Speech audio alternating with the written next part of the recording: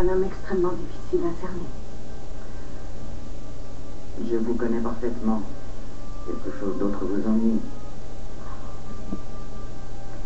Il y a quelques jours, Victoria se trouvait dans l'appartement de son père.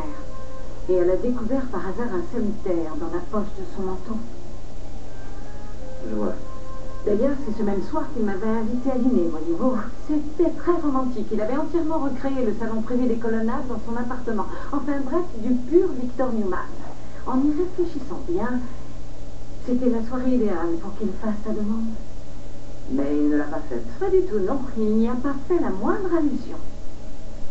Évidemment, Victoria est persuadée que c'est moi qui ai fait quelque chose qui l'a fait changer d'avis.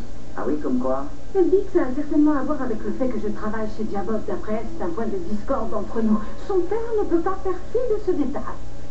Mais j'espère qu'elle a tort, parce que si jamais c'est bien le cas, les perspectives d'avenir entre Victor et moi ne sont pas aussi merveilleuses que vous le pensez.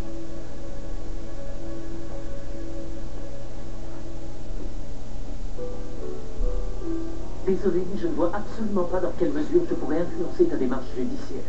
Oh, je t'en prie, Jack. Nous savons bien comment tout ça fonctionne. Tu vas tout faire pour nous salir, et moi je vais te rendre l'appareil. Et peu importe les conséquences, c'est bien ça. C'est toi qui m'as mise dans cette position. Je ne voulais pas qu'on livre une telle bataille. Tu avais le choix, mais tu as voulu obtenir la garde exclusive, ce qui revenait à déclarer la guerre, mais que ce soit clair. Je ferai tout ce qui est en mon pouvoir pour la gagner. Même si dans cette bataille, Kyle est blessé. Ne joue pas à ça avec moi. Je t'interdis d'utiliser le bonheur de l'autre comme argument pour arriver à tes fins.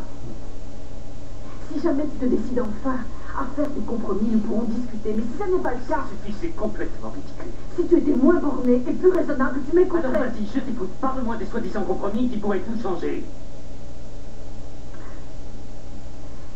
Promets-moi que